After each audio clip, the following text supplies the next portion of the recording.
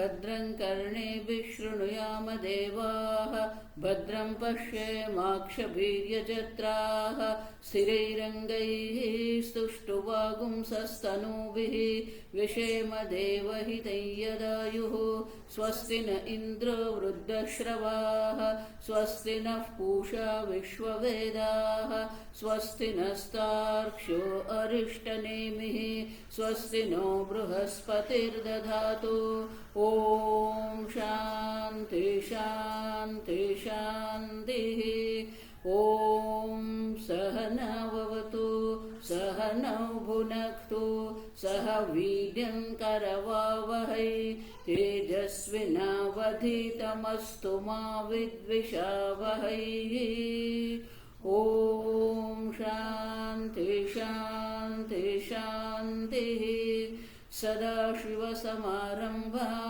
शङ्कराचार्यमध्यमाम् अस्मदाचार्यपर्यन्तां वन्दे गुरुपरम्परां श्रुतिस्मृतिपुराणानाम् आलयं करुणालयं नमामि भगवत्पादं शङ्करं लोकशङ्करं शङ्करं शङ्कराचार्यं केशवं बादरायणं सूत्रभाष्यकृतौ वन्दे भगवन्तौ पुनः पुनः ईश्वरो गुरुरात्मेति मूर्तिभेदविभागिने व्योमवद्व्याप्तदेहाय दक्षिणामूर्तये नमः निधये सर्वविद्यानां विषजे भवरोगिणां गुरवे सर्वलोकानां दक्षिणामूर्तये नमः ॐ नमः प्रणवार्थाय शुद्धज्ञानैकमूर्तये निर्मलाय प्रशान्ताय दक्षिणामूर्तये नमः प्रज्ञानांशुप्रदाने स्थिरचरनिकरव्यापिभिर्व्याप्य लोकान् भुक्त्वा भोगान् सविष्ठान् पुनरपि दिशनोद्भासितान् कामजन्यान् पीत्वा सर्वान् विशेषान् स्वपिति मधुरभुं मायया भोजयन्नः मायासङ्ख्यातुरीयं परममृतमजं ब्रह्म यत्तन्नतोऽस्मि यो विश्वात्मा विदिजविषयान् प्राश्यभोगान् स्थविष्ठान् पश्चाच्चान्यान् स्वमतिविभवान् ज्योतिषा स्वेन सूक्ष्मान् सर्वानेतान् पुनरपि शनैः स्वात्मनि स्थापयित्वा हित्वा सर्वान् विशेषान् विगतगुणगणः पात्वसौ नस्तुरीयः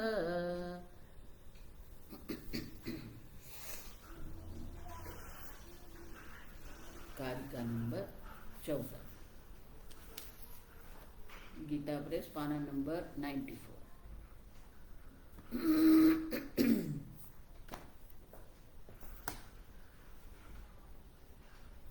चित्तकाला हि यन्तस्तु चित्तकाला हि यन्तस्तु द्वयकालाश्च ये बहिः द्वयकालाश्च ये बहिः कल्पिता एव ते सर्वे कल्पिता एव ते सर्वे विशेषो नान्यहेतुकः विशेषो नान्यहेतुकः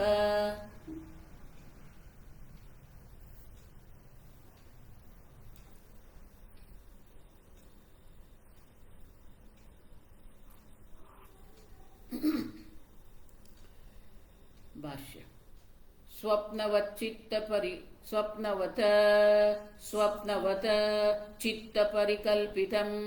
चित्तपरिकल्पितं सर्वम् इति एतद् आशङ्क्यते यस्मात् चित्तपरिकल्पितैः मनोरथादिलक्षणैः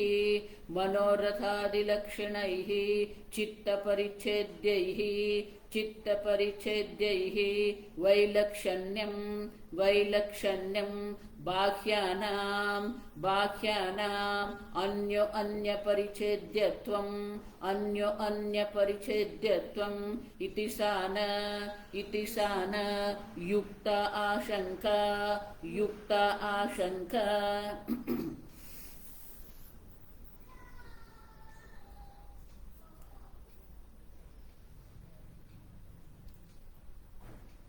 स्वप्न वत, कल हमने देखा कि स्वप्न के समान ही ये सब परिकल्पित है। इति एतद आशंक्यते, तो बोले स्वप्न में जो है वो परिकल्पित है, हम स्वीकार सकते हैं, लेकिन जागृत अवस्था जो है उसे हम कल्पित कैसे कहते हैं? तो शंका क्यों करते हैं? क्योंकि चित्त परिकल्पित ही मनोरथादि लक्षण ही चित्त परिच्छेद्य ही वैलक्षण्यम। चित्त में जो हम देख रहे हैं वो चित्त से परिचिन्न है, चित्त से मर्यादित तो वो वस्तु हम देख रहे हैं। बाह्यानाम, लेकिन जो बाह्य पदार्थ है अन्यो अन्य परिच्छेद्य इति, अब जो बाहर पदार्थ हम देख रहे हैं वो एक दूसरे को परिचिन्न कर रहे हैं।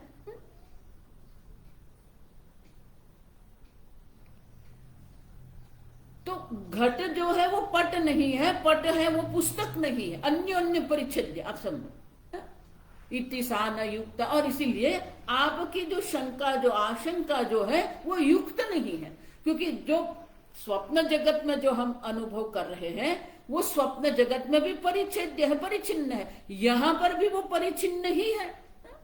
आप समझो दोनों की जो परिचिन्नता जो है वो परिचिन्नता तो एक समान है। इति सा न युक्त आशंका, अब तो वो युक्त नहीं है। आशंका जो आप कर रहे हैं वो आपकी आशंका जो है वो योग्य नहीं है। आप समझो यथा स्वप्ने दृश्यमानम सर्वम कल्पितम मिथ्या एव इष्यते,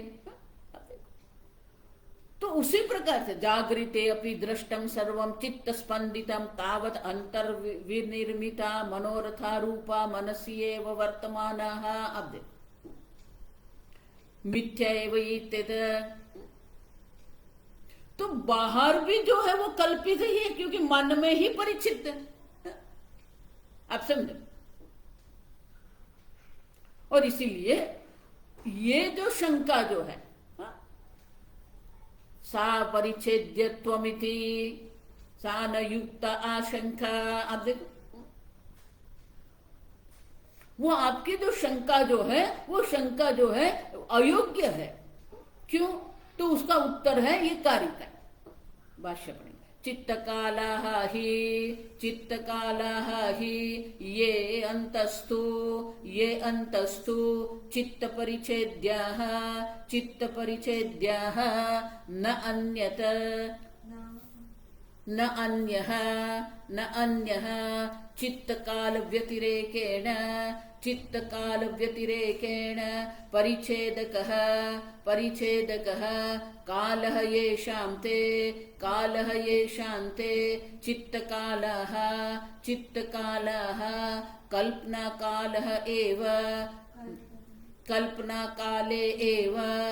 कल्पनाकाले एव उपलभ्यन्ते इत्यर्थः।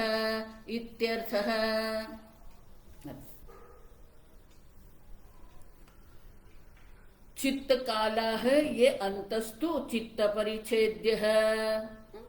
अब देखो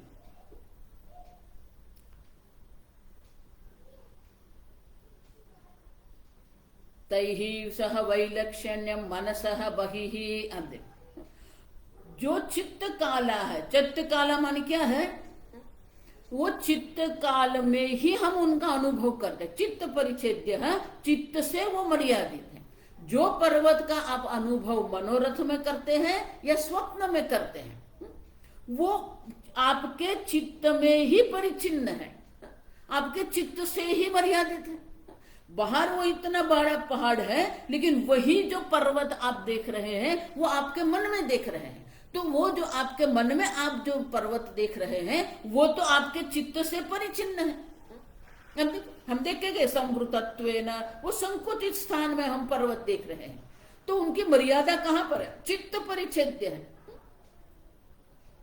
मानी कि जिस समय आप चित्त में पर्वत देख रहे हैं उसी वक्त वो पर्वत है, बाकी के समय में पर्वत नहीं है।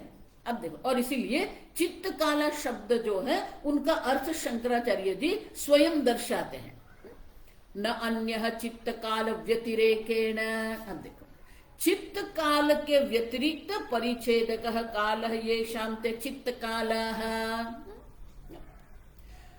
जिस समय चित्त में आप पर्वत देखते हैं उसी समय पर्वत है। अब समझो, न कालांतरेण ये शांते का चित्त काल। अब देखो, अन्य समय में पर्वत नहीं है। जिस समय चित्त में आप पर्वत देख रहे हैं उसी समय वहां पर पर्वत है। अब अन्य समय में वो पर्वत वहां नहीं है, आप समझो। क्यों? क्योंकि वो चित्त में ही उत्पन्न हुआ है, चित्त में ही उत्पन्न होकर वहां ही रहेगा। अब देख, तो उसका अर्थ क्या हुआ? कल्पना काले एवं उपलभ्यन्ते, माने कि जो स्वप्न जगत और मनोरथ आदि में जितने भी पदार्थ जो है, हमारे ज्ञान स्मृति में जितने भी पदार्थ जो है वो कल्पना काल में होते हैं। कल्पना काल से व्यतिरिक्त पर्वत का कोई अस्तित्व नहीं है। लेकिन जो जागृत जगत जिसको कहते हैं, ये मनसः बहिः उपलभ्यन्ते तेद भेद कालः कालस्य भेदः भेद कालः ते। अब देखो, तो दूसरी पंक्ति में क्या कहते हैं? चित्त काला ही एते अंतस्त। अब देखो, चित्त काल में जो अंदर हम देख रहे हैं वो सब जो है चित्त काल पर्यंत ही है। लेकिन दूसरी पंक्ति में क्या कहते हैं? द्वय कालाश्च ये बहिः, द्वय काला। अब देखो, जिसके दो काल है, कालयो हो द्वयम द्वय काल ततः। अब देखो,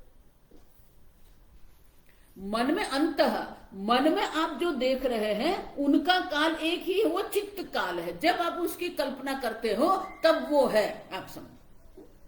लेकिन बाहर जो आप अनुभव कर रहे हैं वो क्या है? द्वय कालाः हि ते बहिः।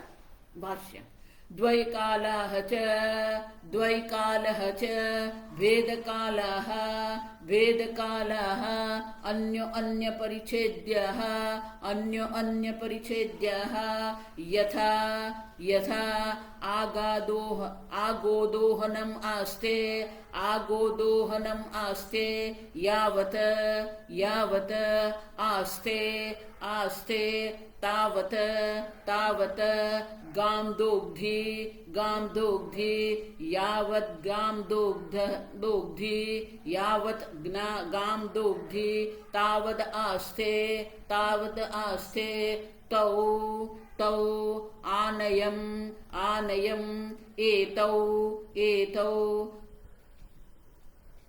एतावान एतावान सह इति परस्पर परस्पर परिच्छेद्य परिच्छेद्य परिच्छेदकत्वं परिच्छेदकत्वं बाह्यानां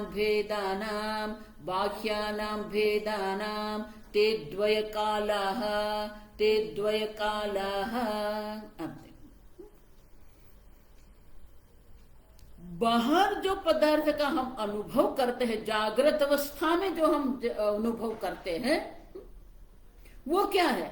द्वय कालः चे। अब देखो, भेद कालः, भेद काला माने कि वो दो है। आप देखो, अंदर जो है वो कल्पना काल मात्र है, लेकिन जागृत अवस्था में जो हम देख रहे हैं, आप समझो, तो जागृत अवस्था में जो हम देखते हैं उनके दो काल हैं, माने कि काल भेद है। आप समझे क्यों? अन्योन्य परिच्छेद्यः कल्पिते ही यदा कल्पना तदा आस्ते। अब कल्पित वस्तु में तो क्या होता है? जब हम कल्पना करते हैं तब वो होते हैं। अब देखो, लेकिन जो जागृत अवस्था में ये मनसः बहिः उपलभ्यन्ते ते भेद कालः कालस्य भेदः, उसमें का भेद है ना, काल का भेद वहां पर है। ततः च अन्येन पूर्वेण न्याय अन्येन चापरेण परिच्छेद्यः। अब देखो, एक वस्तु अन्य वस्तु को परिच्छिन्न करते हैं। अब तो उसका अर्थ क्या हुआ? प्रत्यभिज्ञायमानः इत्यर्थः, मानी कि उनकी स्मृति होती है, वो होता है। अब देखो, तो आप ये द्वय काल जो कह रहे हैं या भेद काल जो कह रहे हैं, वो भेद काल का अर्थ क्या है? अब देखो, प्रत्यभिज्ञमानत्वम् उदाहरण निष्ठतया स्फुटयति। आगा यथा यथा, जिस प्रकार से दृष्टांत दे शंकराचार्य, आगो दोहनम आस्ते, आमानी मर्यादा, जब तक वो गोदोहन करता है तब तक वो वहां बैठा है। अब देखो, अब सुनो, तो अगर कोई व्यक्ति गोदोहन कर रही है, गोदोहन पर्यंतम आस्ते देवदत्तः तिष्ठतीति प्रत्यभिज्ञ शेषत्वेन अभिज्ञ उदाहरणीय। अब इनका अर्थ क्या हुआ? यावत आस्ते, आप समझो, उनका अर्थ क्या होता है? जब तक वो वहां बैठा है तब तक वो क्या करता है? यावद आस्ते तावत गाम दोग्धी, जब तक वो वहां बैठा है वह तब तक वो वहां गाय का दोहन करता है। यावत गाम दोग्धी तावद आस्ते, जब तक वो गाय का दोहन करता है तब तक वो वहां बैठता है। जब तक वो वहां बैठा है तब तक वो वहां गाय का दोहन करता है। अब समझ लो, तो यावत काल न अवच्छिन्न वर्तते तावत काले न अवच्छिन्न गोदोहनम। तो गोदोहन का जो काल है उनको हम दर्शाते हैं यावत, जब तक। अब देखो, तो जब तक वो वहां बैठा है तब तक वो गोदोहन करता है। और दूसरी दृष्टि से देखते हैं तो क्या है? जब तक वो बैठा है तब तक वो गोदोहन कर रहा है। आप देखो, इति अनेक काल अवस्थायित्वेन प्रत्यभिज्ञ विषयत्वं तस्य दर्शति यावत इति यावता कालेन ए अयं घटः अर्थः क्रिया। अब देखो, अर्थ क्रियां निवर्तयितुं शक्नोति। अब तो जब तक, आप देखो, ये जब तक माने काल का मर्यादा है, काल की मर्यादा दर्शाते हैं हमें। अब देखो, तो ये दो हो गए ना, जब तक वो बैठा है तब तक गोदोहन करता है, जब तक वो गोदोहन करता है तब तक वो बैठता है। अब देखो,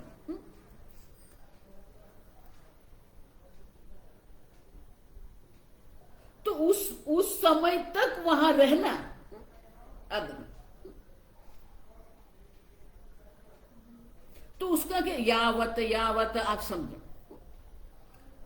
तावन अयम एतावान सह इति। आप तो उस वक्त वो वहां पर है, माने कि जब तक वो बैठा है तब तक गोदोहन हो रहा, माने गोदोहन का काल क्या है? जब तक वो बैठा है।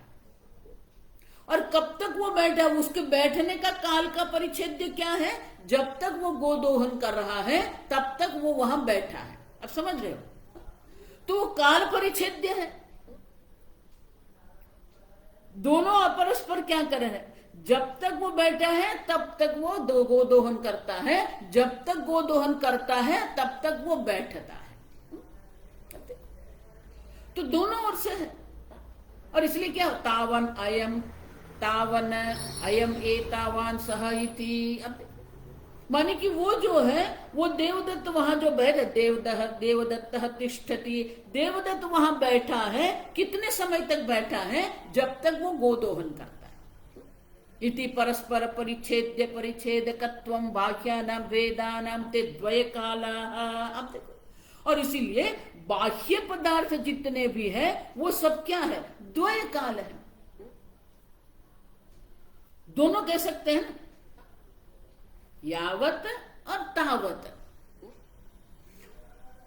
यावत मानी जब तक बैठा है तब तक वो गोदोहन करता है, या तो फिर क्या है, जब तक दो गोदोहन करता है तब तक वो वहां बैठा है। तो परस्पर क्या कर रहे हैं, एक दूसरे को अन्य अन्य परिच्छेद दे। गोदोहन जो है वो बैठने का काल को परिचिन्न करते हैं, और बैठने का जो काल है वो गोदोहन काल को परिचिन्न करते हैं। समझ रहे हो कि नहीं? तो गोदोहन का काल और बैठने का जो काल जो है वो एक परस्पर क्या कर रहे हैं, परिचिन्न करते हैं। ये जब तक तब तक का अर्थ क्या हुआ, उसकी परिचिन्नता है। उतने समय ही वो वहां बैठा है, कितने समय बैठा है, वो काल की परिच्छेद्यता है। तो गोदोहन जो है उसके बैठने के काल को परिचिन्न करता है। जब तक गोदोहन, आप समझ रहे, तो गोदोहन बैठने के काल को परिचिन्न करता है, और बैठना जो है वो जो बैठने का जो काल है वो गोदोहन के काल को परिचिन्न करता है। अब देखो, तो परस्पर वो क्या कर रहे हैं, अन्योन्य परिच्छेद्य। तो दो जो काल है, एक बैठने का काल है और दूसरा गोदोहन का काल है, लेकिन दोनों अन्योन्य को क्या करते हैं, परिचिन्न करते हैं। जब तक गोदोहन करता है तब तक बैठता है, जब तक बैठता है तब तक वो गोदोहन करता है। अब देखो, तो अन्योन्य को वो क्या कर रहे हैं, परिचिन्न कर रहे हैं। अब समझो, और इसीलिए ये द्वय कालाहाते। अब समझो, और दोनों एक भेद, द्वय काला मानी, द्वय मानी भेद अर्थ है, यहां द्वय का मानी दो नहीं, भेद है। एक बैठने का काल है, दूसरा गोदोहन का काल है, और वो दोनों एक दूसरे को क्या कर रहे हैं, परस्पर परिचिन्न कर रहे हैं। परिचिन्न करना माने कि वो दर्शाता है मर्यादा, कब तक बैठेगा, कब तक गोदोहन करेगा। तो गोदोहन काल और बैठने का जो काल जो है वो परस्पर एक दोनों को क्या कर रहे हैं, परिचिन्न कर रहे हैं। माने कि नापते हैं। परिचिन्न यहां माने क्या है, वो मर्यादा दर्शाते हैं। काल की मर्यादा, परिचिन्नता यहां हम देख सकते हैं। अब तो उसीलिए वहां द्वय काल हम क्यों कहते हैं, क्योंकि परस्पर एक दोनों को एक दूसरे को क्या कर रहे हैं, परिचिन्न कर रहे हैं, मर्यादित करते हैं।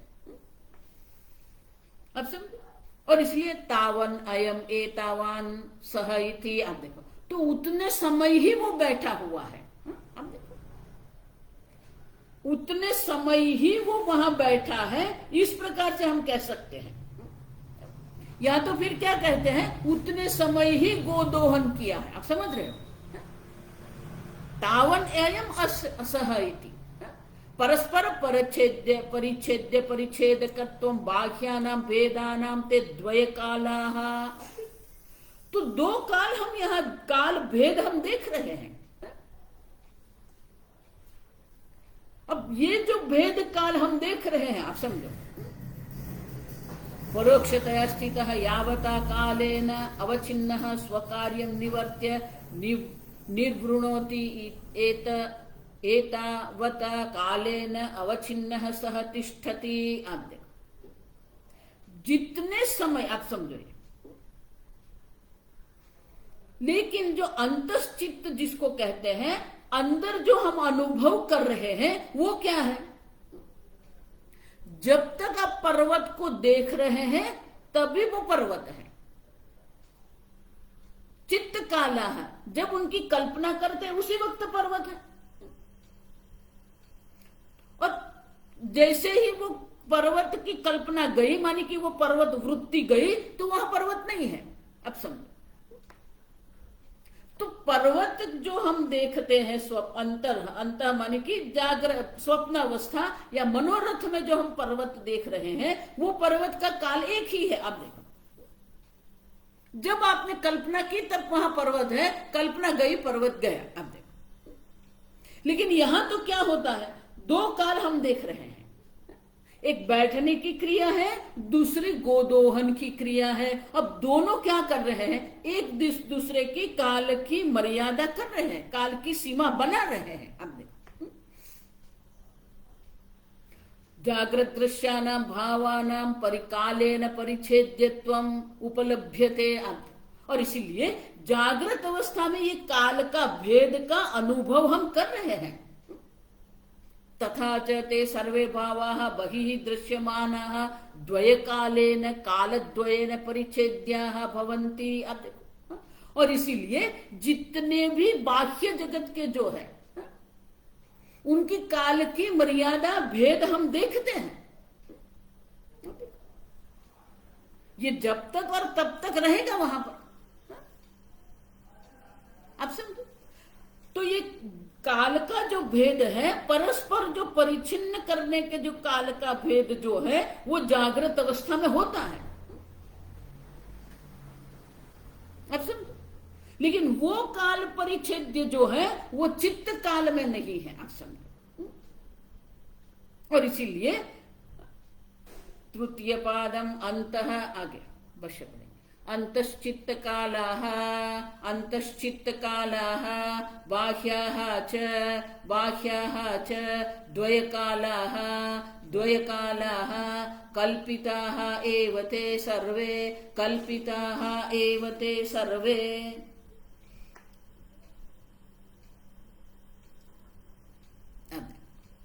तो जो बाह्य पदार्थ, जागृत दृश्य के जो पदार्थ जो है वो द्वय काल होते, काल का भेद वहां रहता है। लेकिन जो चित्त काल जो है वहां काल मर्यादा नहीं है।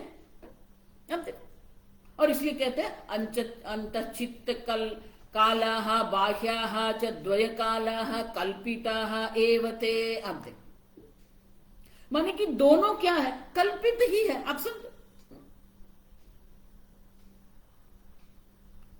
क्यों? क्योंकि परिचिन्नता है। एक को चित्त की कल्पना की परिचिन्नता है, यहां पर अन्योन्य परिच्छेद्य है। लेकिन दोनों की जो परिचिन्नता जो है वो परिचिन्नता तो क्या है, एक समान है। अब देखो, भले वो चित्त काल में ही रहने वाला है और यहां द्वय काल है, लेकिन दोनों जो है वो क्या है, कल्पिताः एव ते। अंदर चित्त काल में जो देख रहे हैं और बाहर जो द्वय काल वाले जो पदार्थ हम देख रहे हैं, दोनों पदार्थ है तो कल्पित ही। आप समझो, एक चित्त काल है इसलिए कल्पित है और दूसरा द्वय काल है इसलिए कल्पित नहीं है, ऐसा आप नहीं कह सकते। आप समझो, ये विशेषता है उनकी, एक चित्त काला है दूसरा द्वय काला है। लेकिन उनका अर्थ ये नहीं हो गया कि द्वय काला, जो द्वय काल माने कि भेद काल वाले जो पदार्थ है वो सत्य हो बन जाते हैं। अब समझो, विशेषता होने पर भी दोनों में जो सामान्य वो क्या है, अंतः चित्त कालाः बाह्या च द्वय कालाः। अंदर चित्त काल पर्यंत है, दूसरे द्वय काल वाले हैं, द्वय काल वाले पदार्थ जो है, और अंदर जो चित्त काल वाले जो पदार्थ जो है कल्पिताः एव ते सर्वे। अब देखो, दोनों कल्पित तो दोनों ही है। अब समझो, द्वय काल हो जाने से वो सत्य नहीं बन जाता है। क्यों? परिच्छेद्य। अब देखो, इसलिए परिच्छिन्नता क्यों दर्शाते हैं, वो मर्यादा है, जो परिच्छिन्न होता है वो कभी सत्य नहीं होता है। अब समझो, न बाह्यः द्वयकालत्व विशेषः कल्पितत्व व्यतिरेकेण अन्यहेतुकः न अन्य हेतुकः। न जो प्रथम है वो यहां लाना है। बाह्य पदार्थ जो है वो द्वय काल उनकी विशेषता है, लेकिन विशेषता होने पर भी आप समझो कल्पितत्व व्यतिरेकेण, वो कल्पित है। कल्पित होने से अन्य कोई हेतु नहीं है। माने क्या है, स्वप्न दृश्य, देखो ये समझो ठीक से। पहले गौड़पादाचार्य जी ने स्वप्न दृष्टांत को सिद्ध किया, फिर वही स्वप्न दृष्टांत को लेके जागृत को कह रहे हैं, जिस प्रकार से स्वप्न के दृश्य पदार्थ जो है वो दृश्य है, असत है, और इसलिए वो कल्पित है, माने कि मिथ्या है। जिस प्रकार से स्वप्न जगत, स्वप्न दृश्य जो जगत है वो स्वप्न दृश्य जगत मिथ्या है, उसी प्रकार से जागृत दृश्य भी मिथ्या है। अब तब वो पूर्व पक्षी ये प्रश्न उठाते हैं, अभी अलग अलग प्रकार से प्रश्न उठाते हैं और कहते हैं कि नहीं नहीं, आपका दृष्टांत ही ठीक नहीं है, क्योंकि एक अंतःकाल है, एक अंदर है, दूसरा बाहर है। और इसीलिए गौड़पादाचार्य जी कहते हैं कि भले वो अंदर और बाहर की विशेषता है, चित्त काल और द्वय काल की विशेषता है, लेकिन न अन्य हेतु कहा। अब देख, अन्य कोई हेतु देखने की आवश्यकता नहीं है, एक ही हेतु, वो क्या है, कल्पिता एवते सर्वे। जागृत अवस्था में जिसका आप अनुभव कर रहे हैं वो भी मिथ्या ही है, दृश्यत्वात्। अब हम देखते गए। अब समझ, पूर्व पक्षी ये कहता है कि ये विशेषता होने के कारण आप दृष्टांत नहीं दे सकते हैं, लेकिन दृष्टांत में हमें क्या देखने का होता है, उनकी समानता देखने की होती है। और समानता क्या है हमारी, कल्पिता एवते। भले वो चित्त काल है, ये द्वय काल है, यद्यपि सर्वम जगत जागृत भेद जातम कल्पितम तथापि तत्र यथोक्त विशेषः स्फुटः सिद्ध्यति। जागृत अवस्था में जो वस्तु जो है, जो पदार्थ का अनुभव करते हैं, वो सर्व भी मिथ्या है, वो कल्पित है, भले वो विशेषता रहेगी। अब सुन, विशेषता होने के कारण वो दृष्टांत हमारा अयोग्य सिद्ध नहीं होता है। अब सुन, अगर विशेषता ही नहीं रहेगी तो फिर जागृत अवस्था स्वप्न अवस्था आप कैसे कहेंगे? आप जागृत अवस्था इसको कह रहे हैं, इसको स्वप्न अवस्था कहते हैं, तो दो कब बनेंगे? उनकी कोई विशेषता तो होनी चाहिए ना, तभी तो वो दो अवस्था है। अगर कोई विशेषता ही नहीं होगी तो फिर दो अवस्था बनेगी नहीं।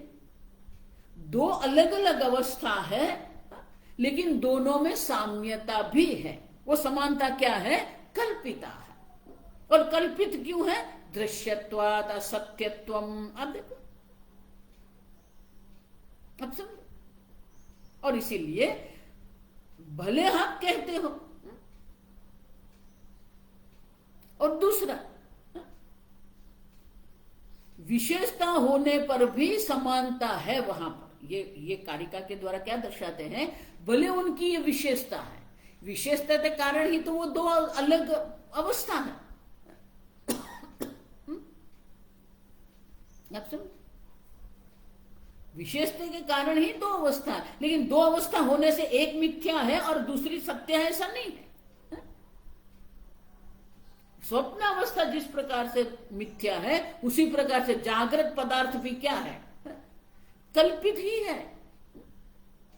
अब देखो, इसलिए मैं पुनः पुनः आपको कहती हूं, आप देख रहे हैं इसीलिए सूर्य है, सूर्य है इसलिए नहीं देख रहे हैं आप। अब देखो, दृष्ट नष्ट से आप देखते हैं तो सूर्य है ना, लेकिन हम क्या सोचते हैं? सूर्य है इसीलिए हम देख रहे हैं। नहीं, सूर्य है इसलिए आप नहीं देख रहे हैं। आप समझो, आप देख रहे हैं इसीलिए सूर्य है। आप समझ रहे? तो जब तक आप देख रहे हो तब तक ये है। और इसीलिए जागृत जगत में जो अनुभव हो रहा है, तो स्वप्न जगत हमारे लिए दृष्टांत है और जागृत अवस्था हमें सिद्ध करना है। अब देखो, जिस प्रकार प्रकार से जागृत दृश्य मिथ्या है, कल्पित है, उसी प्रकार से जिस प्रकार से स्वप्न जगत कल्पित है, मिथ्या है, उसी प्रकार से जागृत अवस्था भी क्या है? कल्पित है, मिथ्या है। और इसीलिए ये कारिका के द्वारा गौड़पादाचार्य जी कहते हैं हमने जो दृष्टांत सिद्ध किया है वो दृष्टांत योग्य है। अत्रापि ही स्वप्न दृष्टांतः भवति एव, और इसलिए भाष्य में कहते हैं और इसीलिए यहां हमने जो स्वप्न दृष्टांत जो सिद्ध किया है वो योग्य है। हमारा स्वप्न दृष्टांत जो है वो हमारे स्वप्न दृष्टांत पर ही प्रश्न उठा था, और इसलिए हमने उनको उत्तर दिया कि हमारा जो स्वप्न दृष्टांत जो है वो योग्य है। और जिस प्रकार से स्वप्न जगत के पदार्थ मिथ्या है उसी प्रकार से ये भी मिथ्या है। आप समझे? अगली कड़ी, अव्यक्ता एव ये अंतस्थो, अव्यक्ता एव ये अंतस्थो, स्फुटा एव च ये बहिः, स्फुटा एव च ये बहिः, कल्पिता एव ते सर्वे, कल्पिता एव ते सर्वे, विशेषत्वेन्द्रियान्तरे, विशेषत्वेन्द्रियान्तरे, विशेषः तु इंद्रिय अंतर, ये संधि है। अब देखो, तो गौड़पादाचार्य जी कहते हैं ये विशेषता जो है, विशेषता के कारण हमारा दृष्टांत अयोग्य सिद्ध नहीं होता है। भले इतनी भी विशेषता, क्या विशेषता? अव्यक्ता एव ते अंतस्तु, स्वप्न जागृतियोः उभयोऽपि मिथ्यात्वे स्फुट अस्फुटौ अवभास विभाग अनुपपत्तेः अविशेषण मिथ्यात्वम।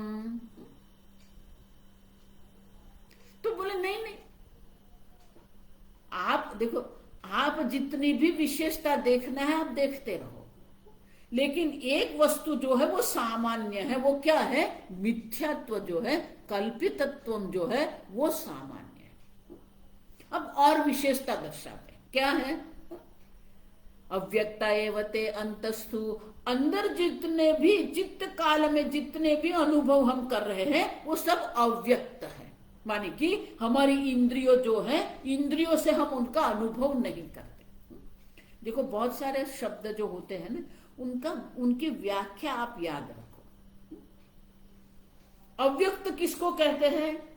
जो हमारी इंद्रियों का विषय नहीं बनता है उसे अव्यक्त कहते हैं।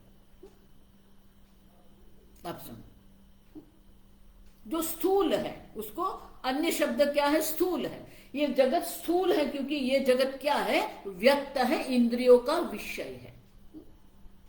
ये जागृत अवस्था जो है वो स्थूल जगत है और वो व्यक्त है, मानी हमारी इंद्रियों का विषय बनता है। जो स्वप्न जगत जो है वो अव्यक्त है, मानी हमारी इंद्रियों का विषय नहीं है, सूक्ष्म है। आप सब, और इसलिए कहते हैं कि अंतस्तु, अंतस्तु माने कि आप चित्त में जो जितने पदार्थ का अनुभव जो कर रहे हैं वो सब अव्यक्त है, सूक्ष्म है। स्फुटा एव च ये बहिः, और बाहर आप जितने पदार्थ का अनुभव कर रहे हैं वो स्फुट है, माने स्पष्ट है। आप देखो, वो स्पष्ट रूप से आप उनका इंद्रियों के द्वारा स्पष्ट रूप से उनका अनुभव कर रहे हैं। ये विशेषता होने पर भी कल्पिता एव ते सर्वे, विशेषः तु इंद्रियांतरे, फिर भी ये दोनों जो है वो क्या है? कल्पित ही है। आप समझो क्यों? उनकी विशेषता क्या है? इंद्रियांतरे, इंद्रियों का विशेषता है। क्यों? क्योंकि बाह्य जगत में ये इंद्रियों से आप उनका अनुभव कर रहे हैं, और स्वप्न अवस्था में आप जो स्वप्न जगत का अनुभव कर रहे हैं वो स्वप्न जगत की इंद्रियों से अनुभव कर रहे हैं, लेकिन दोनों का अनुभव तो इंद्रियों से ही हो रहा है। आप देखो, समझ रहे हो? जागृत अवस्था में जागृत इंद्रियों के द्वारा आप अनुभव कर रहे हैं, और स्वप्न अवस्था में स्वप्न इंद्रियों के द्वारा आप अनुभव कर रहे हैं। अब देखो, तो जागृत अवस्था की दृष्टि से हम स्वप्न जगत को अंतः कहते हैं, अब समझो, जागृत अवस्था की दृष्टि से हम स्वप्न जगत को अव्यक्त कहते हैं, लेकिन जो स्वप्न जगत का जब आप अनुभव करते हो, तो स्वप्न जगत का अनुभव भी आप कैसे करेंगे? स्वप्न जगत की आपकी उपाधि है, वो उपाधि में जो इंद्रिय है, वही इंद्रिय से तो आप पर्वत देख रहे हो। स्वप्न जगत का जो पर्वत आपने देखा, वो कहां देखा, कैसे देखा? स्वप्न जगत की चक्षुरेंद्रिय के द्वारा ही आप वो पर्वत का अनुभव कर रहे हो। अब तो दोनों कल्पित है, और जो विशेषता जो है वो क्या है? इंद्रिय अलग है, एक बाह्य इंद्रिय है और दूसरी जो है वहां स्वप्न जगत की इंद्रिय है, और ये जागृत जगत की इंद्रिय है। अब समझ, और इसीलिए विशेषता जो है वो इंद्रिय में है, लेकिन दोनों कल्पित ही है, क्योंकि दृश्य जगत है। अब समझ,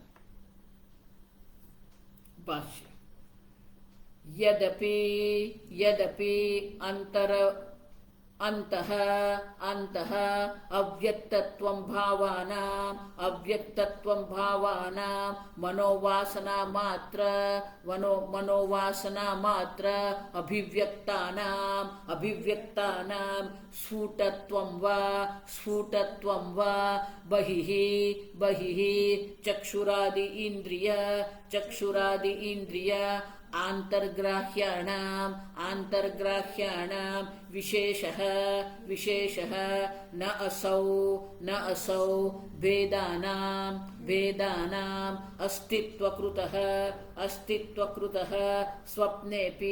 स्वप्नेपि तथा दर्शनात्। आप जो ये अंतर कर रहे हो, आप जो ये विभाग कर रहे हो, यद्यपि अंतः अव्यक्तम भावानां मनोवासना मात्रम, स्वप्न में जो हम पर्वत देख रहे हैं, वो जो पर्वत जो है वो चित्त मात्र है, चित्त की वृत्ति मात्र है, मनोवासना मात्र है। आप समझो, अभिव्यक्तानां स्फुटत्वं वा बहिः, और बाहर जो हम पर्वत का अनुभव करते हैं वो स्पष्ट है, लेकिन चक्षुरादि इंद्रिय अंतर्ग्राह्याणां विशेषः न असौ वेदानां अस्तित्वकृतः। तो बाह्य जगत इंद्रियों के द्वारा हम अनुभव कर रहे हैं, और इसलिए उनकी विशेषता है, क्योंकि वो बाहर पर्वत का हम अनुभव इंद्रियों के चक्षुर इंद्रिय के द्वारा हम अनुभव कर रहे हैं। न असौ भेदानम अस्तित्वकृतः। अब तो ये जो आप कह रहे हैं कि ये भेद किसके कारण है? क्योंकि बाह्य जगत में हम उन इंद्रियों के द्वारा अनुभव करते हैं, और मन में तो वो मनोरथ मात्र है, मनोवासना मात्र है।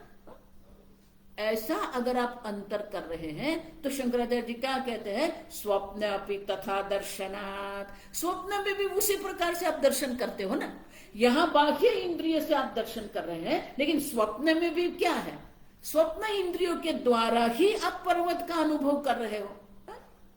अब सब, तो आप जिस प्रकार से अंतर कर रहे हो, आप जिस प्रकार से भेद दर्शा रहे हो, वो भेद आपका अव्यक्त जो कह रहे हो वो अयोग्य है। क्यों? स्वप्ने अपि तथा दर्शनात्। स्वप्न में भी उसी प्रकार से आप दर्शन करते हो, क्योंकि स्वप्न में स्वप्न इंद्रिय के द्वारा ही पर्वत का अनुभव आप कर रहे हो। अब देखो, अब समझो। और इसीलिए दोनों फिर क्या हो गए? इसलिए दोनों कल्पित मात्र हैं। आगे किन्तर्हि इंद्रिय अंतरकृतः एव इंद्रिय अंतरकृतः एव अतः अतः कल्पिता एव जगद्भावाः अपि स्वप्नभाववत् इति सिद्धम्।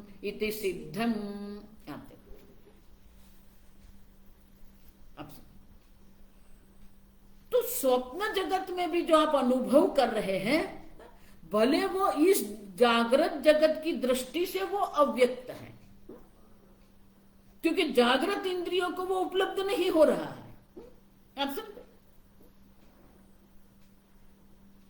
तो जागृत इंद्रियों से हम मनोरथ के पर्वत का अनुभव नहीं कर रहे हैं। उनका अर्थ ये नहीं हो गया कि स्वप्न में जो पर्वत देखा है वो मिथ्या है और जागृत में जो पर्वत आप देख रहे हैं वो सत्य है। मिथ्या तो अमिथ्या तो व प्रयोजितम प्रभवती, वो नहीं है। क्यों? क्योंकि स्वप्न में भी जो आप देख रहे हैं वो भी स्वप्न इंद्रियों के द्वारा ही अनुभव कर रहे हैं। और इसीलिए किंतरी तो फिर क्या है? इंद्रियांतरकृत है, इंद्रियों का भेद है। आप समझो, एक जागृत इंद्रियों के द्वारा अनुभव हो रहा है, दूसरा स्वप्न इंद्रियों के द्वारा अनुभव हो रहा है। अतः और इसीलिए कल्पिता एव जागृत भावः अपि स्वप्न भाववत् इति सिद्धम्। और इसलिए शंकराचार्य जी कहते हैं हमारा स्वप्न जगत का जो दृष्टांत है वो सिद्ध होता है। जिस प्रकार से स्वप्न जगत के सर्व पदार्थ कल्पित है, उसी प्रकार से जागृत अवस्था के जो पदार्थ जो है वो भी कल्पित ही है।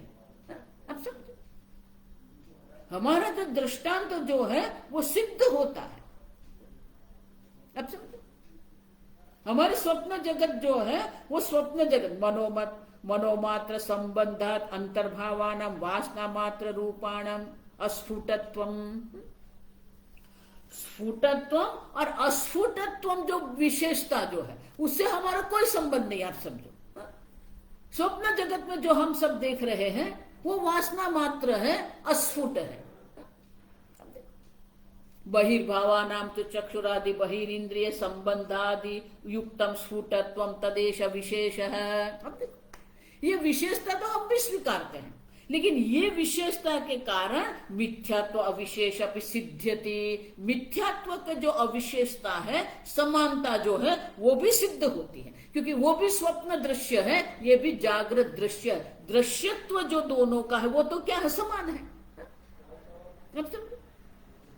और इसीलिए स्फुटत्व अस्फुटत्व जो है वो हमारे मिथ्यात्व को असिद्ध नहीं करता है। आप समझो, वो अंदर है ये बाहर है, वो भी उनको असिद्ध नहीं करेगा। आप समझो, देखो इसलिए मैं आरंभ में कह के गई, स्वप्न जगत का आप जब अनुभव करते हो तब आप ऐसा नहीं कहते हो कि मैं स्वप्न देख रहा हूं। स्वकाले सत्यवत भाति, आप देखो वो कारिका देख के गए आगम प्रकरण। स्वप्न जगत का जब अनुभव होता है तब तो वो जागृत अवस्था ही है। अब देखो, अब स्वप्न में ऐसा नहीं देखेंगे मैं स्वप्न देख रहा हूं, नहीं, वो जागृत अवस्था है। प्रबोधे सत्य असद, जब आप ये जागृत अवस्था में आते हैं तब वो स्वप्न बन जाता है। अब देखो, स्वकाल माने कि स्वप्न जगत का जो काल है तब तो वो जागृत अवस्था ही है। जिस प्रकार से आप जागृत अवस्था में वस्तु का अनुभव करते हैं उसी प्रकार से अब देखो, तो स्वप्न जगत भी दृश्य मात्र है और जागृत जगत भी दृश्य मात्र है। जो अंतर जो है वो एक मनोरथ मात्र है, एक मनोवासना मात्र है, और यहां पर ये सब है। और इसीलिए गौड़पादाचार्य जी कहते हैं हमारा जो दृष्टांत है वो सिद्ध होता है, सिद्ध्यति। आप सुनो, तो बोले बोले कि नहीं नहीं, आप ये गड़बड़ कर रहे हो, अभी भी गड़बड़ है। क्यों गड़बड़ है? भवतु सर्वस्य कल्पितत्वम। तो उसका अर्थ ये हो गया सबका कल्पित्व, सब कल्पित है। भवतु भवतु मानी वो पूर्व पक्षी कह रहा है ठीक है चलो मान लिया सब कल्पित है। सा पुनः सर्वकल्पना केन द्वारेण इति आशंक्यमाह। आप देखो, तो बोले आप दोनों कल्पना कह रहे हो, लेकिन वो अब समझो, पहले तो वो मानने को तैयार नहीं था कि जिस प्रकार से स्वप्न जगत के पदार्थ कल्पित है उसी प्रकार से जागृत अवस्था के पदार्थ भी कल्पित है। वो मानने को तैयार नहीं था। वो कह रहा था स्वप्न जगत के पदार्थ कल्पित है और जागृत जगत के जो पदार्थ है वो कल्पित नहीं है। आप समझो ठीक से। अब कह रहा है ठीक है चलो मैंने स्वीकार कर लिया कल्पित है, भवतु सर्वस्य कल्पितत्वम। ठीक है चलो जागृत अवस्था भी कल्पित है और स्वप्न अवस्था भी कल्पित है, लेकिन वो दोनों कल्पना में भी अंतर है। आप समझ रहे हो? अब वो कल्पना में अंतर दर्शाता है कि जागृत अवस्था की जो कल्पना है और स्वप्न अवस्था की जो कल्पना है वो कल्पना में भी अंतर है। बोले वो अंतर क्या है? सा पुनः सर्वकल्पना केन द्वारेण इति आशंक्य आह। तो जागृत अवस्था में जो हम कल्पना जिसको कह रहे हैं वो किस प्रकार से होता है? केन द्वारेण। आप देखो, तो जागृत अवस्था की जो कल्पना है वो किस प्रकार की है वो हमें अगले कारिका में गौड़पादाचार्य जी दर्शाते हैं। कारिका पढ़ेंगे। जीवं कल्पयते पूर्वं, जीवं कल्पयते पूर्वं, ततो भावान् पृथक् विधान, ततो भावान् पृथक् विधान, बाह्यान् आध्यात्मिकांश्चैव, बाह्यान् आध्यात्मिकांश्चैव, यथा विद्यस्तथा स्मृतिः, यथा विद्यस्तथा स्मृतिः।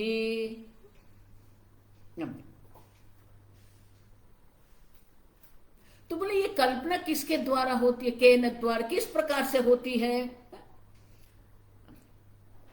तो बोले हम आगे कह के प्रभु हम देख के हमने आगे देखा प्रभु विकल्पयति, ऐसे सब कल्पना कौन कर रहा है? प्रभु। और वो प्रभु कौन है? आत्मा। आप देखो, आत्मा ही सर्वं मायावशेन कल्पयन् आदौ विशिष्ट रूपेण जीवं कल्पयति। पहले ये आत्मा जो है मायावशेन कल्पयन् आदौ विशिष्ट रूपेण जीवं कल्पयति। तो बोले ये जो प्रभु जो है, ईश्वर जो है, पहले क्या करेंगे? माया वश, माया को अपने वश करके पहले ये जीव की कल्पना करता है। अब देखो, जीवं कल्पयति, जीवं कल्पयते पूर्वम। पहले जीव की कल्पना हुई। जीव मानी क्या है? जो कर्ता भोक्ता है। सब आगे आएगा। जो अपने को कर्ता भोक्ता मान रहा है वो जीव की पहले कल्पना हुई। ततः भावान पृथक विदान, उसके बाद क्या होता है? तत्सृष्ट्वा तदेवानुप्राविशति श्रुते स्वयमेव जीव भावम आपद्यते। ये उत्पत्ति की और उसने प्रभु जो है वो ही उसी उपाधि में प्रवेश कर दिया। तत्सृष्ट्वा तदेवानुप्राविशत माने क्या है? वो प्रभु जो है ये सर्जन करते हैं और वो सर्जन में प्रवेश करके जीव भावम आपद्यते, वो जीव बन गए। स्वयं सृष्टि कर ली, सृष्टि में प्रवेश स्वयं करके वो जीव बन के बैठ गए। फिर क्या है? तद्वारेण पुनः नाना विधान भावान निर्मिते, फिर ततः भावान पृथक विधान, और फिर अनेक प्रकार के पदार्थों की निर्माण करते हैं। ज्ञान स्मृति वैषम्या कल्प्येषु भावेषु वैषम्य उपपत्ति इत्यर्थः। तो एक दो पदार्थ नहीं है, पृथक विधान भावान। अब ज्ञान और स्मृति में अनेकता होने के कारण ही, ज्ञान और स्मृति में विशेष वैषम्य होने के कारण ही अनेक प्रकार के पदार्थ बन जाते हैं। सूर्य है, पृथ्वी है, वृक्ष है, पर्वत है, जल है, अनेक पदार्थों की उत्पत्ति होती है।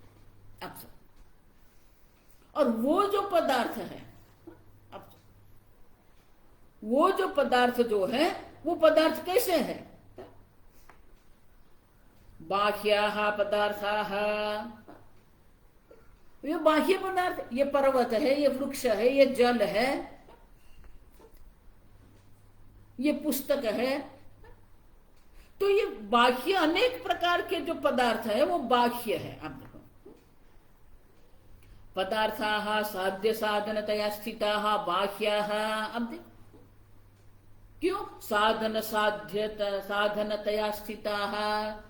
जो बाह्य पदार्थ जो है वो इंद्रिय रूपी साधन के द्वारा उनका हम अनुभव करते हैं। साधन साध्य है, आप समझे। मैं बोल रही हूं तो मेरे शब्द कर्णेंद्रिय के द्वारा आप सुन रहे हो।